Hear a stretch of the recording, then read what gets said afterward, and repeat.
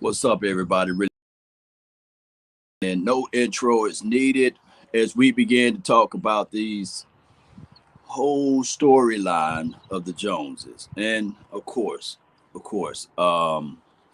got to look into everything as the details are in the pudding.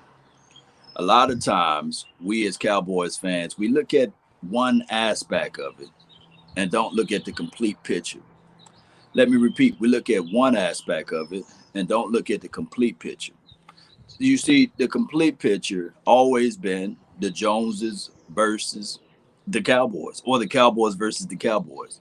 There've been many of situations where, as we look at this team, we'll say, "Man, if only they were able to get this deal done. If only they was able to get that deal done." Shout out to you, KD. I see you over there, Rolando. Appreciate you for jumping in. Thank you for being part of the show, as well as Asmodeus. Appreciate you for being part of this thing. Ed, what's good, fam? What's good with you? Joe, Italy Joe, I caught you, fam. I caught you, man. Appreciate y'all that's out here watching Patio Law Time for your mind. But but to get everything going, Cowboy Nation, think about it. Think about it in this fashion. So many people I hear talk about, well, Russell Wilson is better than Dak Prescott, which I would give them that. Russell Wilson had more time, more understanding of the football because he's older, right? He's older. He's been around the block longer than a Dak Prescott. But when you equate the fact that the first 69 games of their career is literally mirroring one of another, you can't really show me. Shout out to you, Michelle. Appreciate you for jumping in. Shout out to you, Sandy. Really appreciate you for jumping in. Yeah, love me some law. Yeah, appreciate you. Appreciate you, Sandy. Wiggle bells, bro. Appreciate you. Hey, the Russell Wilson talk is always crazy because people like to compare Russell Wilson to Dak Prescott. And like I said, Russell Wilson is a fantastic quarterback, good quarterback, but people are missing out and leaving out this one little thing. Law, what's the one thing, Law? What's the one thing? What's the one thing for your mind? We had Jason Garrett. We had Jason Garrett. Jason Garrett as the quote unquote, Cowboys coach. Nobody's comparing Jason Garrett to, oh, okay, because they love to say this too, and I have to bring this up. The Kansas City Chiefs got them a Super Bowl. They deserve. Nobody compared Jason Garrett to the coaches over there, right? Nobody compared Jason Garrett to the head coach of the Seattle Seahawks as well, right? Let me know if I'm wrong. Shout out to you, yeah, Russell Wilson QB is that. That what Joe saying. Shout out to you. Yeah, yeah. Let me read some more of your comments, man. Appreciate you. Yeah, it's kind of rainy out here. D Law, thanks for Cowboys news always. Appreciate you, Stan, the man, always holding it down like 5,000 pounds. Appreciate you, Stan. Uh, Good morning to you, Richard. Appreciate you for jumping in. So my thing is, it's a circular argument. Why, Law? Why is this a circular argument? Well, here's why it's a circular argument. Here's why it's a circular argument. The Cowboys tend to get in their own ways. The Cowboys tend to always sully the waters and put out negative information on their own players to get the headline news, to get all of the other information for the nation out there, whether it be positive or bad. But 9 times out of 10, we are in the same particular boat over and over and over again. Yee T, what's up with you, man? Jason Garrett was a puppet. Jason couldn't make decisions thorough. Yeah. So that alone can tell everybody, hey, Jason Garrett. Oh, okay. Pete Carroll. Oh, okay. Jason Garrett. We always say that Jason Garrett, wonderful person, wonderful person, wonderful person. If you ever meet him in person, wonderful guy. Pete Carroll, wonderful guy. If you ever met him in person, wonderful person, wonderful guy. Somebody can argue that hell. Pete Carroll is an older Jason Garrett. But one thing that I can tell you guys that Pete Carroll Pete Carroll learned from his mistakes, went over there to college land, over USC, coached that program up, was able to ultimately win a championship, then come back to the Seattle Seahawks, learned how to identify with learned how to identify with the actual players, figure things out, let that defense build up, had one of the best top defense you can ever think of, historically speaking. Made the difficult decision because they could have fell on the sword and said, no, they paid Matt Flynn. No, they said, they went and empowered the young quarterback at the time, Russell Wilson, to be the starting quarterback. And he was able to be the main guy as it relates to quarterbacking or driving the bus. But the Legion of Boom, that defense was historically good. And people go back and forth and talk about our offensive line. And some people say, well, the offensive line, you're talking about one grouping. I'm talking about the full 11 side. The 11 players that was out there was historically good. Well, not 11, each 11 player, but each unit, defensive back unit, good. Safety unit, good. Linebacker unit, good. Front four, good. And all we can hang our hat on is the offensive line, the front five. Shout out to you, Joe. Last time we had a team winning an attitude was Jimmy Johnson was coaching them. Yeah.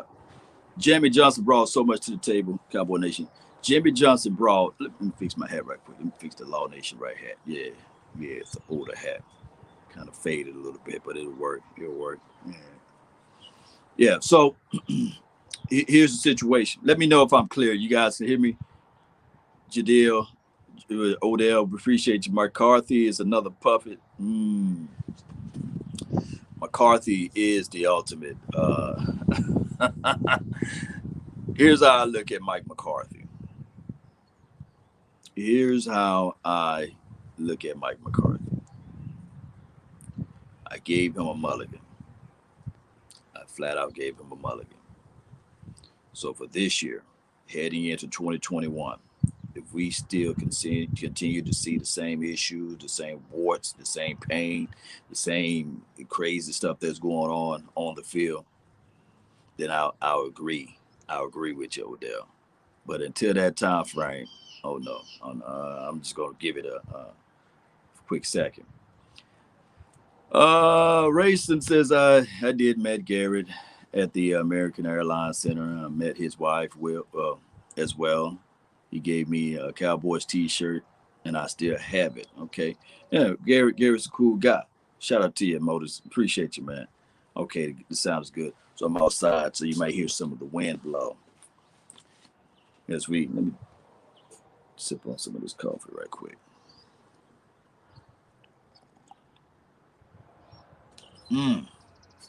Stan, the man. Appreciate you for the donation to help elevate the nation, man. Really do. Dinkin says DC for life. Need another year to analyze. Mike is from church. Shout out to everybody. Tyrone Church. Here's the situation, Cowboy Nation. Think about this. The Cowboys versus the Cowboys. No other organization, let me repeat, no other organization allows the media to continue to rip apart, to dissect, to also put out, whether it's factual or negative information on their team, to sit back and to think to yourself, all right, this is just the normal name of the game. No, because what players from the outside looking in, they are looking at it like, man, why will I go there? To be ridiculed, to be cast out, to be stripped apart, and on top of that, to be sullied and denigrated. On top of that, with this particular organization who's more cared about headlines, ticket sales. And I'm not trying to be negative. I'm not trying to be this guy to be like a troll of the own Cowboys team. But when we have the historic data that goes all the way back to every single player that's trying to get a contract for the Dallas Cowboys, They talk about value, they talk about worth, and they need to get out of that situation of allowing this stuff to be pitched out and be put out there to the media. What's good with you? Shout out to your church again. A offensive. Let me see if I click right here. Here we go. Here we go.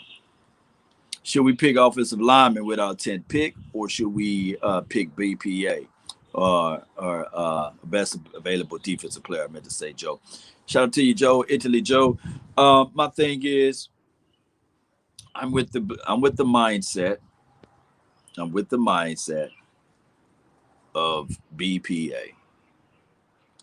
I'm on record saying for many of years, best player available, best situation available for your team. They should look at this thing and say to themselves, all right, we trying to develop everybody being explosive, every athlete on his team. When their name is called, they're ready to suit it up, lace it up, and be ready to put the helmet on to put the action in. But the problem is that they shouldn't look at it as, okay, we need no, best player available. And when you bring in somebody, regardless of Jerry Jones trying to sell tickets and these sorts of things, but the reason why you put out the best player available, because even if you're already good at that position, just hear me out. Even if you're already good at that position, at least you can have strong competition to see who will make it out on top. Let's see. I wish Dak a speedy recovery. This is from Jonathan Gadsden Sr. I hope he latch onto the team, to a team that really appreciate his leadership, his skill set. He will never be truly appreciated from the ownership in Dallas. It's from a dog, Jonathan Gadsden. Jonathan, that's what I should have named the show. Appreciation, the appreciative aspect of it. There's one end where it's the Joneses administration are saying that, hey, we want a 5-year deal. On the other end, there is the Dak Prescott administration saying that they wanted a 4-year contract. That was last year. Now, in the hearts of hearts, the 5-year contract for what the Joneses are saying, from I guess looking all the way back, you could say, well, damn, that's a good deal. 5 years, you can do a lot of things, spread the contract out, these sorts of things. But the problem is, this kid never got that full, complete commitment. That why all of a sudden he got to take the discount. And this is Dak Prescott argument. I think that this is what Todd France is saying. And should he take the 5 or 6 or 7 year contract that the Joneses are saying easily? Yes, that's what some people would say. But my thing is, if you didn't offer that to Ezekiel Elliott, you didn't offer that to Jalen Smith, you didn't offer that contract to Elijah Collins, you didn't offer that contract to a DeMarcus Lawrence, right? But all of a sudden you offer it to your quarterback, and all of the people names that I just mentioned on their rookies contract, they have made more collective dollars than said Dak Prescott. So the problem is that as the agent aspect of it, he's saying, no, I cannot allow you to sign below market value, because it will then in return, it would then in return hurt, I guess, our organizational bottom line, right? But I can see where some Cowboys fans are looking at it like, hey, this guy, he got all of the money as relates to endorsement deals. The money is still good because of the fact that it's millions of dollars. The guaranteed maybe south of what Carson got or south of what Jared Goff got. But let's let Dak Prescott stop being greedy in these sorts. But it's bigger than that. Respect goes so many ways. Respect goes so many ways. See my house. This is my house. The house that you guys seeing behind me is my house. Now, the respect is already given when you walk through the door, that you would say, man, I'm gonna take my shoes off, because it's clean, it's elegant, it's nothing just thrown everywhere. So the respect, before I even have to say anything, you're gonna walk in and you're gonna say, man, it's a nice house, let me take my shoes off. because that is the respect that's already naturally given, right? But if you walk in here with your shoes on, especially if you got mud and dirt and all of that stuff on, and you still walk around, you think I'm not going to say anything? Now, a docile brother or a beta alpha type of brother, he would sit there and say, all right, cool, walk around with your mud and your dirt and all of this stuff on. It won't say anything, but when he leave, then he say something, right? No, it don't work that way. It don't work that way. When you walk through these doors, my house, you taking your shoes off because that's the level of respect that you naturally going to give me. But what the Joneses did, they walked into Dak Prescott's living room, they kept their muddy shoes on, and they said, you know what? We're going to put our shoes all over your couch, your coffee table, and we just going to tell you, hey, we don't respect you. But when they went to everybody else's house, they took their shoes off. That's all I'm saying. Odell says very dysfunctional. Yeah, because Dak is about sign a contract that takes about 25% of the cap. That's why. Here's what. Here's the situation. If they sign Dak Prescott under a franchise tag this year, it would take 21% of the cap out of the way, 38 million, based upon the quick numbers that we got right now as relates to the salary cap, right around 21%. Talib came out and said, hey, Dak Prescott and him got the same agent. They were so close to the numbers last year that it was ridiculous, basically. But he said he can't leak out too much more information. See, they was close last year to the numbers. They're close now to the numbers, whatever the bottom line is. Now, this brother, like I said in previous videos, maybe I have to find it and chop it up and send it back out to everybody to listen. Again, you know, a lot of people don't listen.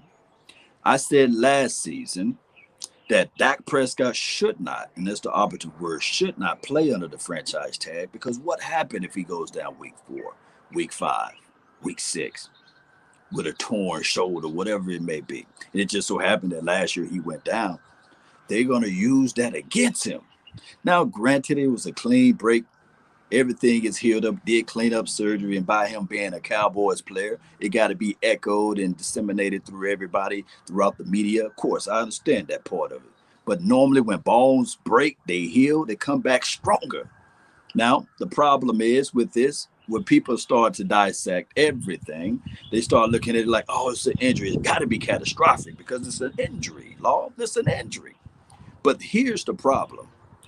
When you are a car or when you are any property value, when you are being used, regardless of whether or not I'm talking about football, sports, whatever, once it got a wreck on it, it's supposed to diminish the value of said product because people are going to be able to say, hey, I checked the Carfax, bro. You had a fender bender, maybe some other stuff was loosened.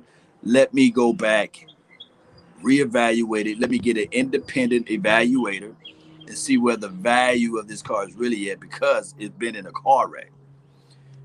That's the problem. Dak Prescott should have stood tall and said, you know what, I'm not playing under the franchise tag. I digress. He played under the franchise tag, got injured. The rest is history, right? So heading into 2021, they playing this franchise tag game again, saying, okay, now if we do not come up with a long-term agreement, and this is me only speculating at this point, we got until March the 9th to see whether or not they're going to go with this. We're going to put the franchise tag on you again. Now, if Dak Prescott signed a franchise tag again and play under that, then my friends that's out here, he for sure is being misguided by Todd France. Some money and all money ain't all good money. But I will say $38 million for one more year. He have to say to himself that he's preparing to leave.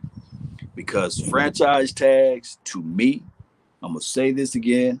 Appreciate you, Asmodeus. Shoes, example, excellent. Appreciate you.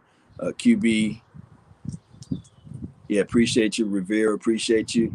Spend $100 million when the player is coming off of an injury, it's off for injury.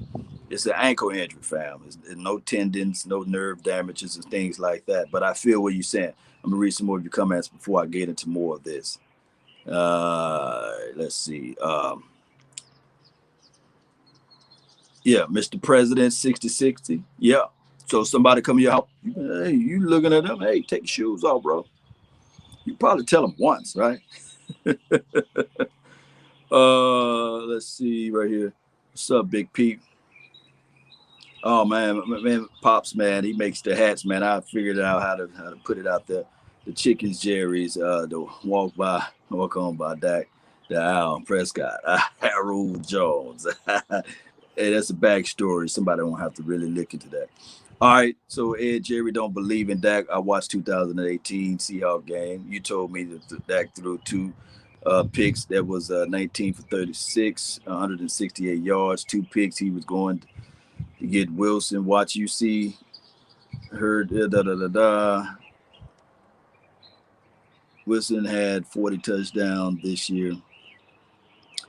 Let me read this carefully. Jerry Jones don't believe in Dak, and I'm gonna finish that other point up. Jerry Jones don't believe in Dak. I watched the 2018 game. You told me, and Dak threw two picks. He was 19 for 36, 168 yards, two picks. He was going to get Wilson. Are you moving on to where the fact that you're saying that Jerry Jones is going to get Wilson? Wilson had 40 touchdowns this year or past season. All right, Ed. In 2018, the Dallas Cowboys made it to the playoffs. They played the Seattle Sea Chickens in the playoffs. The Cowboys won. Dak Prescott had a crucial down, whereas he himself took it in and ran it in. I think they was on third and probably 14 or something like that. He dropped back, scanned the field, surveyed the field, and ran it in. I believe he had one interception that he passed was poor ball to Noah Brown. The ball was slightly behind him, and I think the linebacker made a good adjustment on the ball and picked it off right in the money zone. That game, Russell Wilson, I think our defense pursued to the ball, chased. I think that they had got good field position at one time in the game when the kickoff return, one of the return men made it flip the field or what have you. Defense did show up in that particular game in 2018, but without Dak Prescott, you still don't win that game. Without that third and 14, without that back shoulder pass, it was a back shoulder pass to Michael Gallup. Was 2018 Michael Gallup's rookie year? Let me know. But it was a back shoulder pass to Michael Gallup, and I said, yeah, yeah, yeah. They they own it. They own it. The Cowboys own it. So my thing is, you talking about the craziest thing of it all, Cowboy Nation. You talking about a veteran Russell Wilson.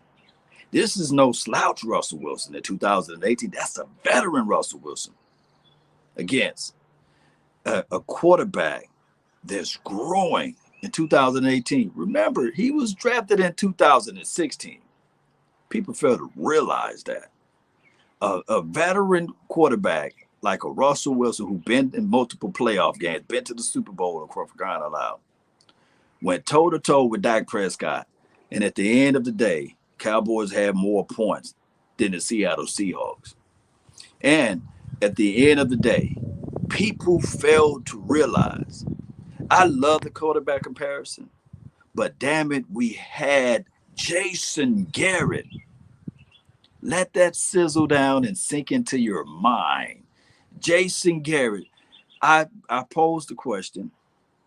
I posed the question. Shout out to my dog Terrence, man. Appreciate you for jumping in. KD, thank you for being part of the thing. William, appreciate you for jumping in. And Wilson, that was 2 years ago. Dallas is in April. Yeah, yeah. Appreciate everybody for jumping in. So even Saban says Dak is his QB. Here's my point. Here's my point. We can literally go back and forth on who's the better quarterback, who's the better this situation and systems, what will happen in this, what will the Joneses do. But I'm from the old school mindset. When we look at that, we got to stop looking at quarterbacks and trying to say, all right, if this and if that. I recall, I recall in the early 90s, this is right before Troy Aikman won Super Bowl. You had Jim Kelly out there, everybody, mama, uncle, cousin, Tupac and Biggie. They was alive during that time. Was saying, oh man, Jim Kelly, the greatest one. He was like the first greatest show on turf. Jim Kelly. Oh, Jim Kelly, he's dynamic. This is before we won the Super Bowl or what have you. Oh, Jim Kelly, this and Jim Kelly that. Whole lot better than Troy Aikman. John Elway. People feel to realize John Elway, the greatest quarterback to ever live. Fantastic. He was the Pat Mahomes. I know a lot of people are too young to remember, but he was the Pat Mahomes before Pat Mahomes. Yeah, John Elway. Boy, he's fantastic. He's great. Yeah, and for those who followed along, I hope you guys can get what I'm about to say. Dan Marino. Oh man, he's one of the best quarterbacks that you can ever imagine. You can't find another quarterback than Dan Marino, better than Dan Marino. Oh, the list can go on and on. I can go on and on. Joe Montana. Oh, he's a good quarterback, man. Oh, but Joe Montana. Joe knows, baby. Joe knows. Even though it was a slight spell. Steve Young. But what people didn't do, Cowboy Nation, is that they didn't say, I wish we had Joe Montana on the Dallas Cowboys. I wish we had John Elway on the Dallas Cowboys. He's a whole lot better than Troy. Oh my goodness! You look at John Elway numbers and stats and statistics. Oh, we would have won 10 Super Bowls. You see, people didn't do that back in the days. Oh, we can do the same argument with the front. Well, now I'm going to go into the front five, but we can do the same argument with the running back. Natron Means, Barry Foster. Y'all remember him? Barry Sanders. Oh my goodness. Thurman Thomas. You didn't have multitudes of Cowboys fans saying, oh man, Barry Sanders. If he was on the Cowboys, ooh, man, we'd won 10 Super Bowls. Oh man. But see, nobody have the true meaning of what a fan's supposed to be, a fanatic. See, fan is the short word of fanatic. You're supposed to be a fanatic of your team. But there's this big old wage. Appreciate you so much, Prime. I'm just going to say Prime. About to cap by 3, because, when you make the donation to help elevate the nation, I got to stop what I'm saying. All right, so he says, by year 3 of Dak's deal, he will be under 20% of the cap. Brady, Peyton won Super Bowls on back end of the deals in 14 and 15. If he gets Super Bowl by 4 or 5, it was worth it. It's from Prime for your mind. Oh my goodness, man. Yeah. That's what I'm talking about. Oh my goodness. That's what I'm talking about. But there's different systems. There's different flows to things. Y'all get what I'm saying? The different systems, the different flows to things. But everybody, mama, uncle, cousin, these modern day Cowboy fans, they so busy. That's why I say Cowboys versus Cowboys. They so busy looking at Pat Mahomes, looking at, Russell Wilson, thinking about Aaron Rodgers. Oh, man. We had Jason Garrett. Jason Garrett. I still to this day wonder, and I pose this question, if Jason Garrett was coaching the Kansas City Chiefs, do you guys think in your minds that the Kansas City Chiefs would have, for one, went to the AFC Championship one year, then the following year they go to the freaking Super Bowl, win it, and then go back to the Super Bowl. So you mean to tell me in your mind that Jason Garrett would have taken the Kansas City Chiefs to the AFC Championship, to the Super Bowl, back to back? Oh, wait. Oh, wait. I'm going to see if somebody will say, yeah, dog, Jason Garrett.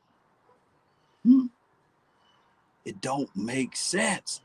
But you'll hold Dak Prescott to that, but you won't hold Jason Garrett to that. Even Pat Mahomes came out on record. Pat Money Mahomes came out on record saying that, hey, on the offseason, I watched Dak Prescott.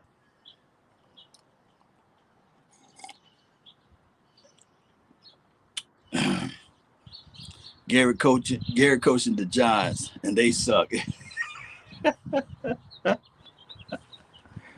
Oh my goodness, man! I feel you on that. But this was a hypothetical situation.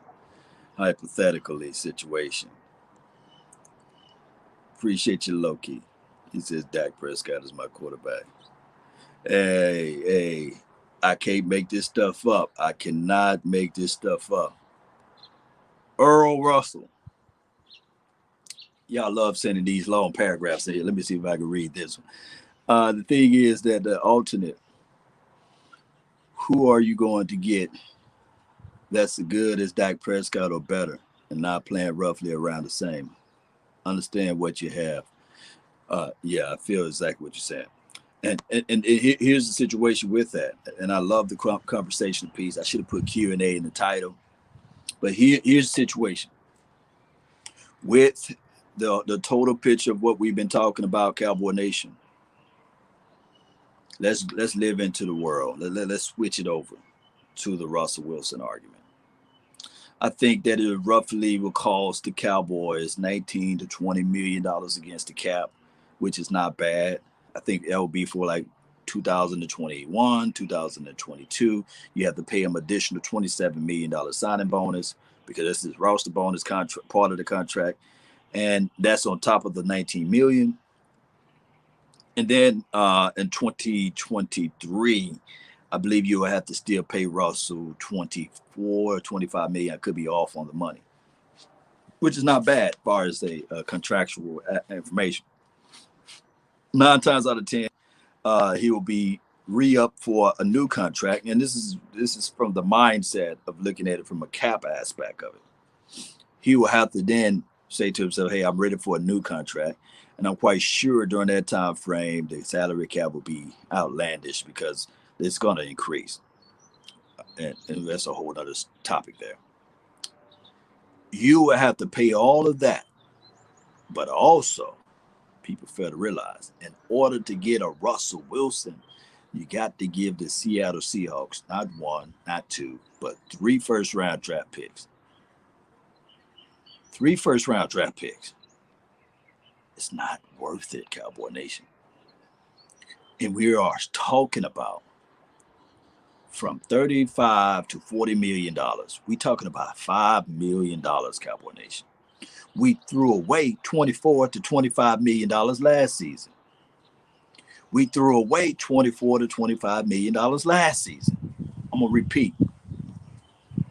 We threw away $24 to $25 million last season. Definitely, we're not trading for Russ. There you go. It's not worth it.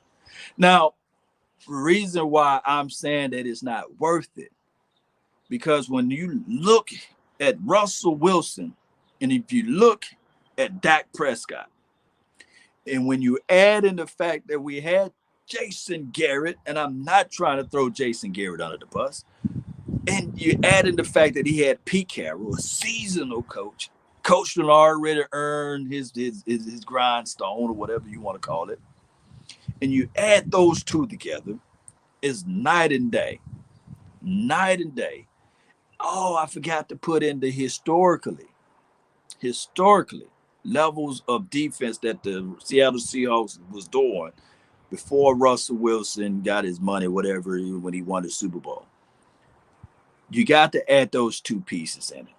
And it'll be a different story. It will have been a different story if I, Law Nation, was just saying this without adding any context to it. Let me add some contextualizations to it. Here's what I have to say with this. Not just by one accord or one record or from one person's mouth that Jason Garrett was not that brilliant of an offensive coordinator slash head coach, but you heard it from Terrell Owens' mouth. You heard it from Patrick Creighton's mouth. You heard it from DeMarco Murray's mouth. You heard it from Cole Beasley's mouth. You heard it from Desmond Bryant's mouth. You heard it from Bryce Butler, for crying out loud. Mouth. You heard it from so many people, mouths. Now, is this just me trying to stir up the pot to tell people, hey, man, you got to accept the reality? But the reality of it is that for over 8 years, we can add in 9, we had one of those coaches that was in the situation because he was good with the family. Oh, Lord, why are you trying to tell everybody about the past? Because you got to understand the past to know where you're going to for the future. Boy, I feel like preaching to you guys today. But I'm here to tell you guys that even with Mike McCarthy, there was a semblance of the same, right? Or resemblance of the same. That's a better way to say it. Now, our problem is with Mike McCarthy. He hoodwinked us. He kind of put that bag over our head and said, you know what? I'm coming in. I watched all of the Cowboys football plays from 2000 and blah, blah, blah. And I know where you guys need help on and need this and need that.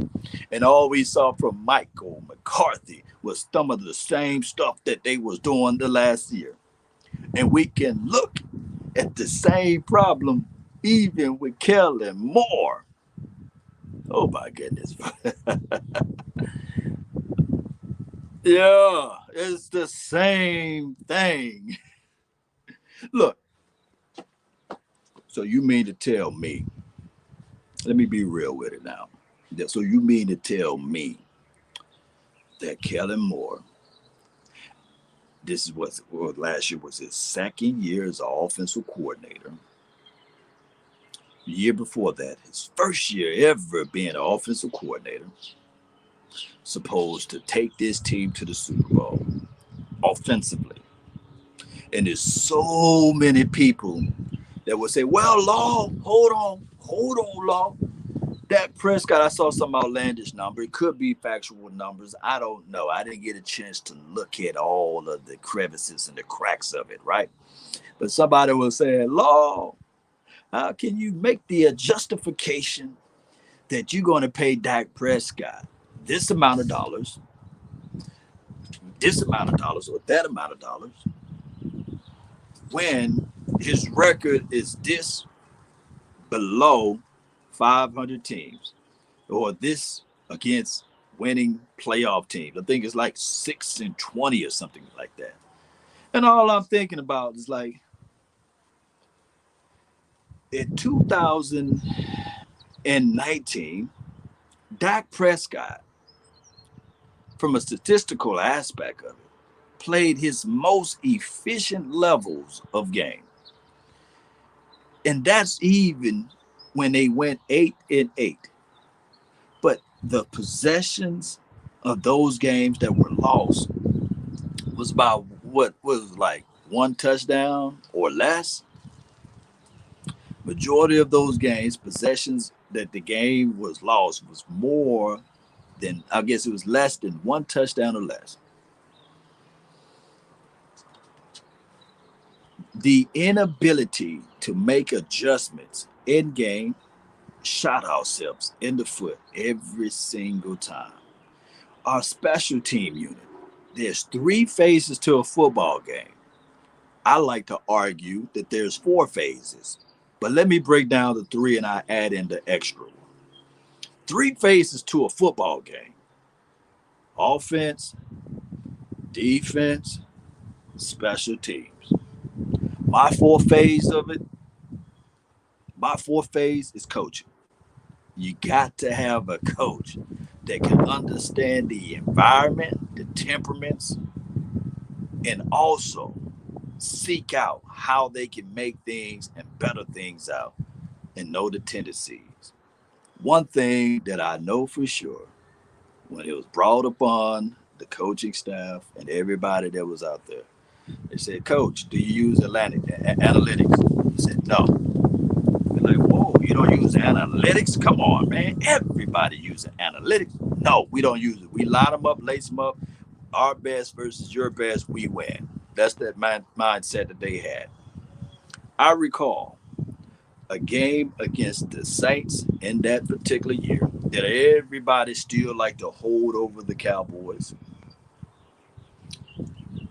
This particular game, we can see without a shadow of a doubt the Dallas Cowboys, if it was on a level playing field, without Roger Goodell and all of the saga between him and Jerry Wine Jones, everybody, mama, uncle, cousin can see that Ezekiel Elliott elbow was down on the turf. Fumble. I guess that's Dak Prescott's fault. Two passes. And also a deep ball that was taken back from Randall Cobb. I guess that was Dak Prescott's fault. Oh, what was the two passes? The two passes in that particular game, because the Saints were a playoff team, right? And we couldn't beat a playoff team, for what I heard. Those two passes, an offensive pass interference on Amari Cooper against Lattimore, and I think that Lattimore is one of the best coverage cornerbacks that's out here. One of them, not saying he is, but Amari Cooper used him. And if we were playing down the street or we were playing anywhere in real life, we would have been saying, dog, nah, Amari Cooper used you. He burnt you on that route. He killed you on that route. Nah. Beyond 5 yards, you was engaged to him. What you want Amari Cooper to do? He burnt you, bro. But it was flag on the field. Not just once, but twice. Flag on the field. And it was another bomber to a Randall Cunningham. Not Cunningham, but a Randall Cobb. Vertical seam route. Cobb catches the ball. We stand there like, yeah, dog. We look back, holding. Holding is such a subjective call. You can call it on every play. But I guess that's Dak Prescott issue. I guess. We've seen in that same year, and I'm gonna move to the year that got Jason Garrett last year. I'm gonna move to that year. We've seen literally, we literally seen that Minnesota's Vikings game. I want you guys to go back and watch that Minnesota Vikings game. Dak Prescott lighting them up like a Roman candle.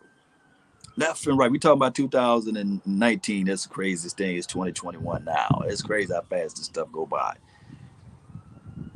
Lit the Minnesota Vikings up like a Roman candle.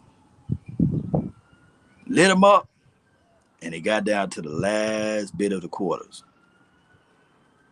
It was literally first, I believe it was like 1st and 6. They run the ball to Ezekiel Elliott, give you 2 yards. They run the ball again to Ezekiel Elliott, he give you a yard. They run the ball again, he give you no yards. They go for it on 4 turnover. I guess that's Dak Prescott fault. See, people fail to realize, man, coaching plays a major role. Let me read some of your comments, man. It's not Jerry, it's the scouting department. I know you on that one, Ed. I know you. Jim Smith, Goodell told his ref to do that. But it's far-fetched now, though. Nobody would ever believe me on that one, all right? But when you reviewed it, yeah, Lattimore held that game, JP. Yeah, he was holding on to everlasting.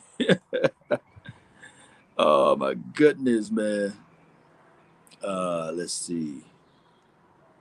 What's up with you, Jonathan, man? Appreciate you for your love and adulations. Appreciate you. It's up to Dak to get us the interception and sacks. Jade Lombardi. Yeah, you got to play defense. Yeah, I guess Dak Prescott must. Hold on. I guess if we get Russell Wilson, he will play defense. I didn't know Russell Wilson was a strong safety. I didn't know Russell Wilson can flex out to be a free safety. Oh, I didn't know. I didn't know that he can play interior defensive lineman. Defense is not the problem. This is my dog, man. Doctor Football. I love Doctor Football. I love Doctor Football. For one, that's a cold blooded name, right? Let's just stop and give praises to Doctor Football. His name is Doctor Football. And he jumps on my page on my YouTube channel, and I really appreciate you, Dr. Football. I love your objectivity. I love your objective thoughts. I love the way you take a certain situation and you flip it. You say, well, it's not the defense long. They was ranked this and they was ranked that. But let me read your question. Defense is not the problem. What game defense lost? Oh my goodness. Let me read some of your comments, man. Praise be to Dr. Football. He's saying, collectively speaking, and I know you're looking at it from that aspect, that his mindset and his world, Dr. Football is living in a reality prism that the Dallas Cowboys never had issues with defense. I'm going to have to use the word never, because it's dating all the way back with your stance from 2016 when Dak Prescott arrived to this team to present day, that we have the best defense, or one of the top 10 defense in the NFL. And it's not the defensive side of the coin. It's Rain Dakota Prescott. Even I think I read some of your pieces on the I believe against the LA Rams game. You were saying that the offense, I think Dak Prescott scored early or something like that. And, you write some good pieces, and I feel you. Historically speaking, the Dallas Cowboys, or just going back at the historic data, can somebody put down in the comment box, how many defensive coordinators we had since 2016? How many DCs? The different types of philosophies. Fred Shanks says remove the doctor. No. Anybody can be, anybody can put names in front of their titles on YouTube and Facebook. Anybody can identify themselves. This is the new culture. This is the new world. Everybody can identify. If you're a woman and you want to be identified as a man, you can do it, right? I identify myself as a man, right? If you're a man, if you want to identify yourself as a woman, you can do that. If you're born a white person and you say, hey, I want to be a black guy, you can identify yourself. So anybody can identify themselves as whoever they want. So we had KD, we had two defensive coordinators, okay? Two defensive coordinators from 2016 to now.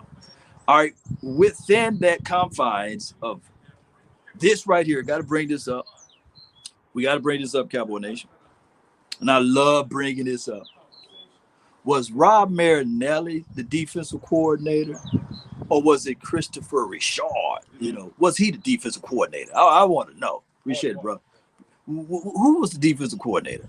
Let me know. What the philosophies of it. So 3. And now we have Quinn from 2000 to 2007, 20 to 27. Well, let me see what we got. Now we have 3. All right, so baptism. It says Marinelli, Seattle coach Richard, and now Nolan. Now, here's the problem is, we had multitudes of defensive coordinators, right? We had a different type of scheme and philosophies. Christopher Richard, for some strange reason, has been implemented as a defensive coordinator, not by title, just by responsibility.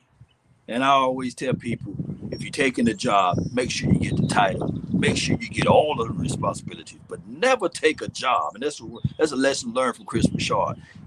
Never take a position and not be granted the titling, and the pay. Don't don't fall on the sword for any man, right? Damn it, if you have a position of managerial or you have a leadership role in this, and they still say, nah, dog, you supervisor of janitorial supplies. No, I've got manager responsibility. No, you better take the whole, you better tell them, nah, I want the doggone title. All right, I got to stop this right here. Appreciate you, Alex, for making a donation to help elevate the nation. Our issues O-line is an actual fit, and our road grade. We all need, can't even read today, all of them road graders. Dogs win championship. This is from Alex. Appreciate you. But going back to the defensive side, really appreciate you, Alex, by the way. Really appreciate you. If you do not have the ability to stop the run, you, my friend, is a poor defense. Defense is a mentality game. Defense is not just a one isolated first month, 2 month, oh, they rocking and rolling. Defense is like this. Defense travels. Defense, when it get cold, it's a whole different world. And if you don't have the ability to stop the run and to create turnovers and takeaways, regardless of how you circumvent the defense, it's not a good defense. Case in point, you got to be able to also create pressure, move the quarterback off his marker, and we can go all the way back to even before 2016 and 2014. If we had a better defense, I'm quite sure that Tony Romo would have beaten a one-legged Aaron Rodgers, but we couldn't create turnovers and we couldn't create pressure. On top of that, we couldn't stop the run. Those those three fundamental things of defense is causing the Cowboys not just playoff wins, but one can argue championships. Let me move the goalposts just like y'all do with any other situation and scenario. If you insert Tony Romo, if you insert Tony Romo on the Seattle Seahawks during the time they had the Legion of Boom, and you put Russell Wilson on the Dallas Cowboys, let me know who would have had a Super Bowl ring. Tony Romo and Pete Carroll with the Legion of Boom, or Russell Wilson with the Dallas Cowboys. The defense, they hide a lot of things as it relates to field positioning, turnovers, you playing with a shorter area of the field. Let me know. I'm gonna read your comments because everybody loves to move the goalposts. Everybody loves to move that. Let's see, and that's me going all the way back to 2014. We couldn't create pressure on Aaron Rodgers. Okay. And then in 2016, more of the same. No pressure, no interior pressure. The my dog, he got there a few times and he was being held. They didn't call it. No turnovers, no takeaways. We got a takeaway. All of a sudden, there's flag on the field. I think they said Claiborne held somebody when he should have had 2 interceptions. Let's see.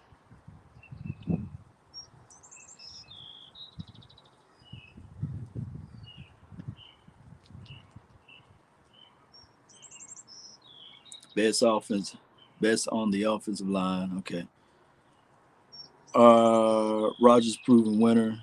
He finds a way. There may be a singular difference between good and great.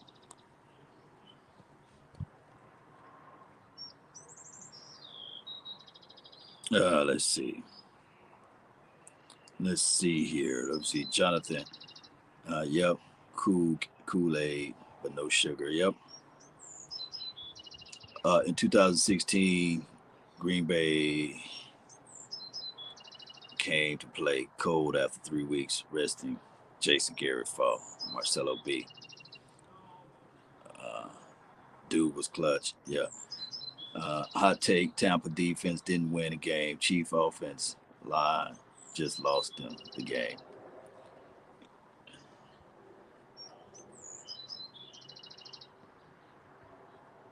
Chief offensive line lost them the game. Chief offensive line lost them the game.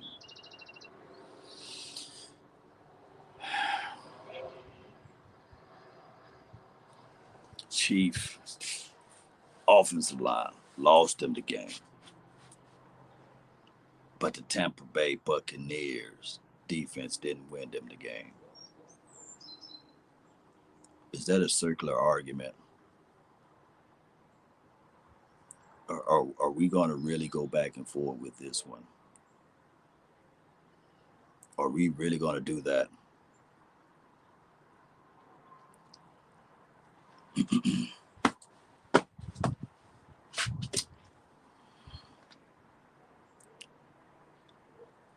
we really going to do? We really going to do that?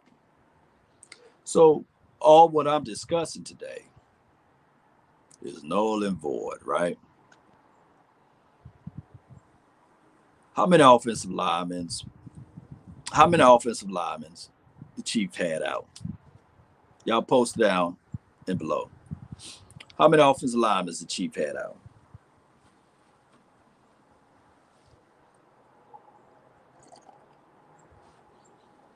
How many of the offensive linemen starters they had out?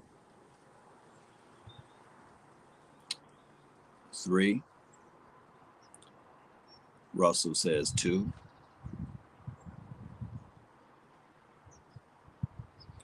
People love to move the goalposts. Center, both tackles.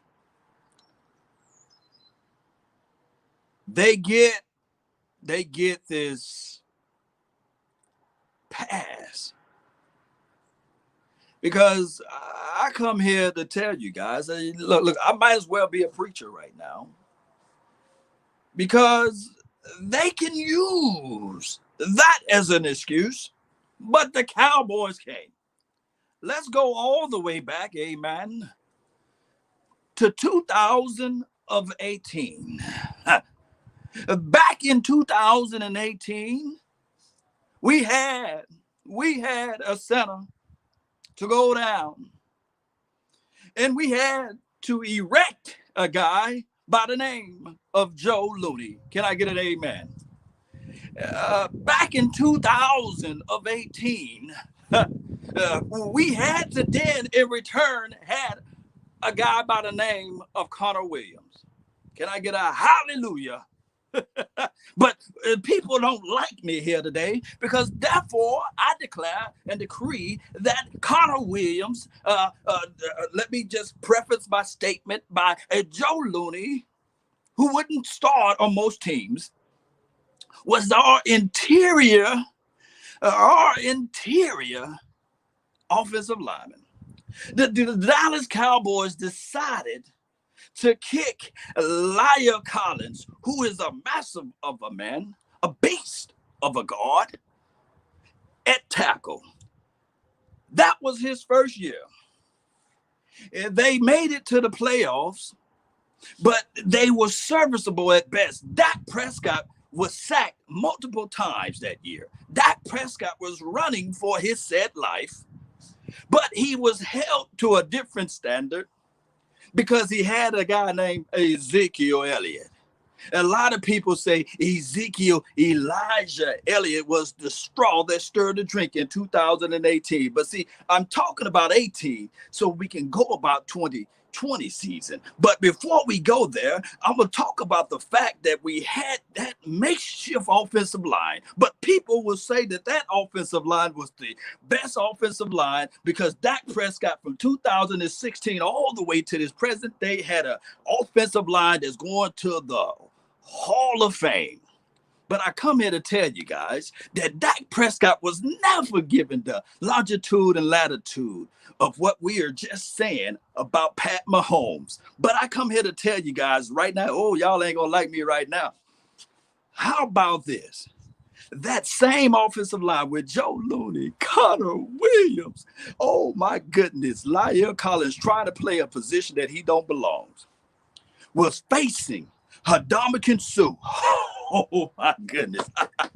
Oh, and Aaron Donald. Oh my goodness. What's the other kid name? Oh my goodness. Flowers and everybody else reaping havoc. I believe even within the confines of that same game. The game is won and lost down in the trenches, by the way. Ezekiel Elliott couldn't get an inch. He couldn't get a yard because of that offensive line. But in Dak Prescott, he drops back. Sue and Aaron Donald said, oh my goodness, you mean to tell me that the Dallas Cowboys going to go on a road, come all the way up here where we at, and those guys going to beat out a Sue? Those guys going to beat out a doggone Aaron Donald? But nobody ever mentioned offensive line. Because he's Dak Prescott. If it was Pat Mahomes, they would have been saying, you know, hey, you got Sue, you got Aaron Donald, you got this guy just ripping open everything. How you expect a quarterback of that caliber to find time to pass the ball? On the flip side, our defensive line was in shambles. It was so bad that they had to move DeMarcus Lawrence to the opposite side to stop the bleeding. We had a guy who wore number 51. I think his last name was Reed. They folded him up like a lawn chair. And we had Antoine Woods who went down. And that team's supposed to be able to stop the run, and defense not the problem, and our offensive line not the problem. I digress. Let's move from 2018 to 2020. If what my dog Astro says, hot take, Tampa Bay defense didn't win the game, but the Chief offensive line lost them the game. Well, that should be the same storyline for the Dallas Cowboys for all of their games. All of the games that we lost should fall under the realms of we had no Tyron Smith, right? And we had a guy named Terrence Steele out there. Still had Connor Williams, who still, to me, can't bust through a wet paper bag. Oh, and on top of that, we still had Joe Looney. Those are three guys that's missing from your recipe. But we can't get that pass. We can't get that longitude and latitude to say that, okay, you have no Tyron Smith. You have no La'el Collins, who then in return at the end of that year, he played pretty much okay in 2019 at the right tackle, what position, what have you. But we still didn't have him for 2020. And on top of that, we got a Joe Looney that lost his job basically to a Tyler Biadasz, a rookie. So, excuse me, if Kansas City Chiefs is granted that, then damn it, we should be granted that same type of energy. Let me see what y'all saying in the comment box. Aluminum steel. Yes, Modis, appreciate you. Yes, appreciate you. Because they keep moving the goalposts. It's continuing to move regardless of the situation, regardless of how many facts we can put out there. Facts so good. I mean, I'm telling you, I can have the truth right in your face, and you would still say, it's Dak Prescott. All right. And so wrap this thing up. I really appreciate everybody for watching. I really appreciate you guys for jumping in. But as I wrap this thing up, the issue of the Dallas Cowboys versus the Cowboys been going on for more than 5 years, been going on for more than 10 years, been going on for more than 15 years, been going on for more than 20 years. The same issue has been the same. We'll be foolish to put it all on one person who only been here for 5 years, and that's only collectively speaking. Technically four, but you count the football years different. Cowboys got to stop being Cowboys versus Cowboys. That's the reality. That is the truth. KD, really appreciate you. Thank everybody for jumping in. Shout out to you, Ed. Shout out to you, Greg Barry. Shout out to you, Sue. Dr. Football. Chief made it to the Super Bowl missing 3 offensive lines. I just want you to go back. Go back, like, when you get a chance, Dr. Football, go back and watch all of their years. Go back and watch the full season. They didn't miss all of their offensive line for the entire year. Come on. They didn't miss the offensive line. It's like they started off like the Cowboys. No. Really appreciate you, Marquise. Appreciate you for jumping in. Jonathan, thank you for being part of this day. I think somebody left the donation to help elevate their nation earlier. Let me see if I can find that person who made the donation. I didn't catch your name, but if you did, just post me your name down below. This is Astro. Trust me, Law.